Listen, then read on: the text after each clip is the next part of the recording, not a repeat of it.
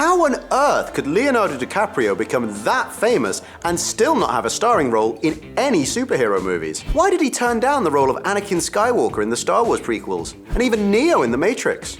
Is there any connection between his name and another famous Leonardo? Da Vinci? Spoiler alert, yes. And do you know that Leo has cheated death on no less than 4 occasions, including a close encounter with a hungry shark? Hi there, I'm Peter, and you're watching OSSA.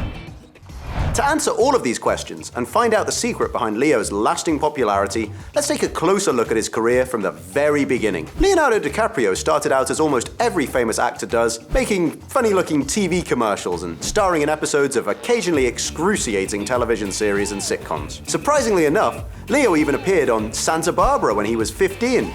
But DiCaprio was lucky enough to star in his very first feature film when he was just 17. It's a fact that only true Leo fans will probably know. You can spot little Leo in the science fiction comedy horror sequel Critters 3. If you're thinking, what the heck is Critters 3? You're not alone. Most of you might never have heard of it before now. And to be honest, that isn't exactly a big loss. This movie's most notable achievement is the fact that it happened to be Leonardo DiCaprio's debut. Leo's first success.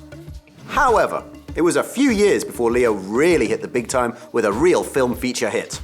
Any idea what that film might be? If your answer is Titanic, you've just skipped right past about 4 years of DiCaprio's career. The movie that opened new horizons for the 19-year-old DiCaprio was What's Eating Gilbert Grape, which was the turning point in Leo's career that earned him his first Academy Award nomination for Best Supporting Actor. That made DiCaprio the 7th youngest Academy Award nominee of all time. And pay attention to that word nominee. That's a phrase that would come back to haunt Leo's career, and his lack of Academy Award recognition plagued him in the form of memes and jokes until 2016's The Revenant. But back to that first nomination when Leo was still a teenager. In What's Eating Gilbert Grape, DiCaprio played a cognitively disabled young boy, the brother of the main character Gilbert Grape, who is portrayed by none other than Johnny Depp. And it must be said that Leo turns in a great performance. What's most impressive is the dedication of Leo's approach to his character. As a true professional, Leo got some deep research into the topic by spending many days at a home for similarly developmentally delayed teens. We talked and I watched their mannerisms. People have these expectations that these children are really crazy, but it's not so. It's refreshing to see them because everything's so new to them, Leo explained. It seems like spending time researching the role and learning about the real world of intellectually disabled young people really helped Leo to accurately inform his portrayal of the character. When he showed up to the movie's premiere, many viewers were deeply surprised to find out the actor didn't have autism. As you can see, even as a kid, DiCaprio gave his all to try and turn in as convincing a performance as possible. And if any of you haven't watched the movie yet, then give it a go. I guarantee that it's worth it. After his breakthrough with What's Eating Gilbert Grape, Leo started to appear in other movies as a leading actor, including The Basketball Diaries, Romeo and Juliet, and of course, Titanic, which brought him to international acclaim.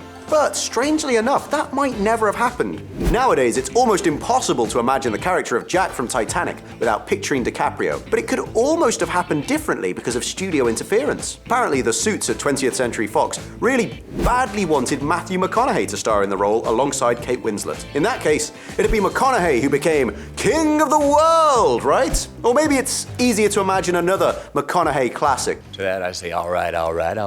Anyway, for some reason, movie director James Cameron insisted on the need for Leonardo DiCaprio to be on board for the film to set sail. And that was the starting point for Leo to become one of the world's most famous actors and a firm favorite of fans who got the chance to work with some of the best movie directors of our time. There's hardly any actors in the world who can reel off the same roster of directorial partners as DiCaprio can, having worked with such icons as Alejandro Iñárritu, James Cameron, Christopher Nolan, Steven Spielberg, Quentin Tarantino, and Martin Scorsese. And talking about Leo's Scorsese collaboration, let's not forget they made 5 feature films together, from Gangs of New York to The Aviator, The Departed to Shutter Island, and most recently, The Wolf of Wall Street. These are some of the world's biggest movie hits that will undoubtedly go down in the history of cinema for their cultural acclaim and wild success. But try this thought experiment on for size.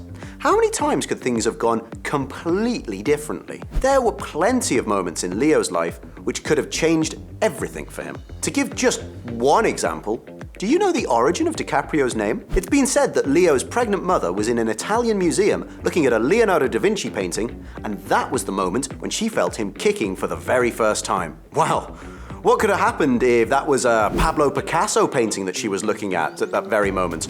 Or a Salvador Dali? Or even an Andy Warhol? Should we all have called him now Pablo DiCaprio? Or Dali DiCaprio? Or Andy DiCaprio? Oh, that last one sounds a little bit too, normal to me. Well, that said, Leo faced some pushback because of the unique nature of his name, with his agent absolutely convinced that DiCaprio should change his name to Lenny Williams. Yes, according to his agent, Leo's name was too ethnic and not American enough, so he'd likely find it difficult to pick up as many acting jobs as he wanted to. And it turns out that this is actually partly true.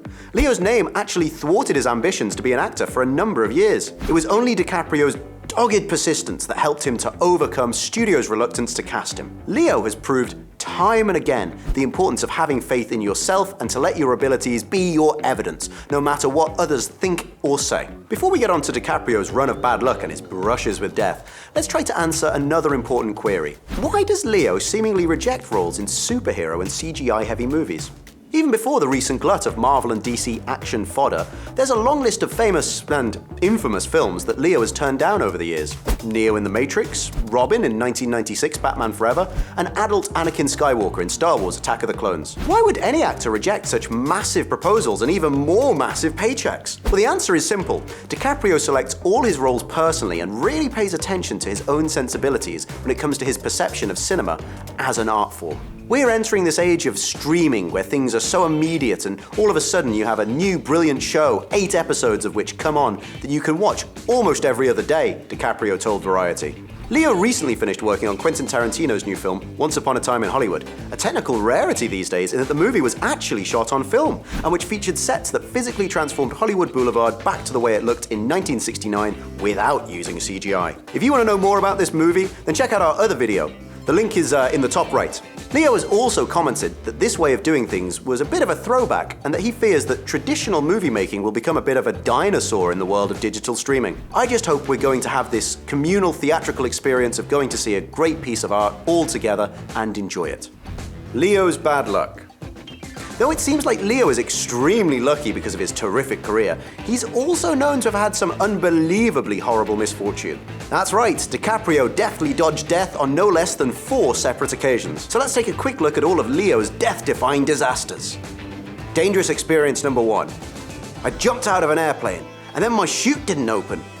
Leonardo once decided to go for a free fall with his friends, and it almost turned out to be a real tragedy. One by one, DiCaprio discovered both his chutes refused to open. Leo shared this bone-chilling experience with Ellen DeGeneres, describing how his entire life was flashing before his eyes as he realized all of his friends had just sort of popped off with their chutes, and he was still plummeting towards the ground. Ugh.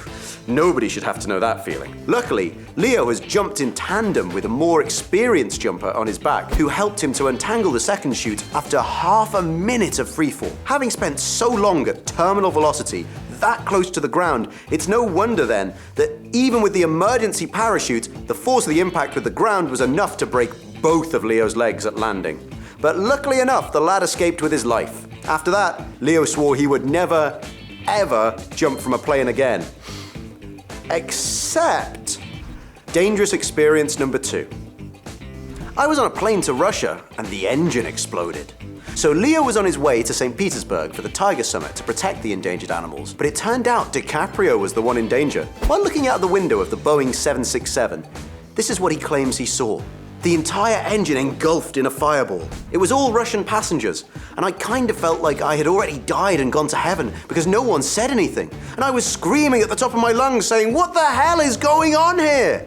A stewardess on the Delta flight tried to explain to Leo that there had been a slight problem. One engine had failed, but not to worry, as there was still one left. One engine happened to be just enough for the plane to return to the New York runway for a rather less eventful landing. Dangerous experience number 3. And if you still don't believe that DiCaprio is suffering under some kind of curse, then just listen to how Edward Norton once had to save his life. Norton is an old friend of Leo, and he even jokingly refers to the movie star as Unlucky Leo, and with damn good reason. One time, the two of them decided to go diving together, and Leo went way off track following various deep-sea underwater wildlife. As their diving session was coming to a close, Norton began to worry about his friend. Where could Leo possibly have gone? Ed decided to set out to find his pal, and it turns out that was a good idea, because DiCaprio's scuba tank was completely out of oxygen. Norton found him deep beneath the sea, and DiCaprio came barreling towards his friend with a wild-eyed look on his face. I can see from like 50 yards away, his eyes are like this big, and he's going like this. If Norton hadn't shared his oxygen with Leo, things may well have turned tragic. So I guess we can all breathe a sigh of relief along with Leo and just be grateful to Edward Norton for saving DiCaprio's life. Look, like I said, I'm just incredibly grateful. Dangerous experience number 4. Well, that's the wildest one of all. Leo told all in an interview with Ellen, describing how he was once accidentally trapped in a cage with a great white shark. They actually said in 30 years this has never happened, but the tuna kind of got stuck on the top of the cage and the great white leapt out and tried to bite it and went into the cage with me, he said. So, half of this dangerous creature's body was in the cage with DiCaprio. The half with the teeth, that is. Leo had nothing else to do but to flatten down at the bottom of the cage and stay as far as possible away from those ferocious jaws. Leo even explained that even though the shark managed to chomp down a few times while in the cage, the actor still managed to survive unscathed somehow. I'm guessing you've probably got loads of questions about how such a disastrous situation could even have occurred, right? What the hell Leo was doing in a cage in the middle of a shark-infested ocean in the first place? Well, it was all part of his expedition program to Cape Town in 2006 while he was on a break from filming Blood Diamond. And here's where we can finally talk about DiCaprio's charity and environmental programs. Real evidence about why the star is one of the kindest people on the planet. Leo's Foundation.